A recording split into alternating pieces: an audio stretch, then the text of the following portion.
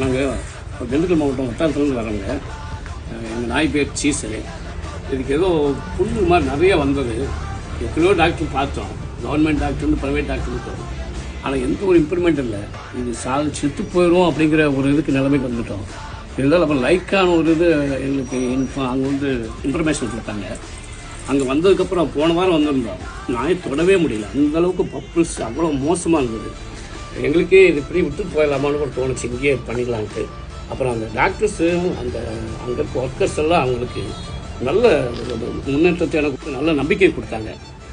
இம்மிடியேட்டாக அவங்க எந்த ஒரு கூச்சமும் இல்லாமல் எல்லாத்தையும் வாஷ் பண்ணி அது எந்த ஒரு அருவருப்பும் இல்லாமல் அதை பண்ணி இன்றைக்கி எங்கள் நாய் முன்னே இருந்து கூட எங்கள் டாக்டர் நாய் சொல்லக்கூடாது தம்பி அவ்வளோ கிளியராகி இன்றைக்கி இப்போ திருப்பி நான் கூட்டிகிட்டு வந்துக்கிறேன்.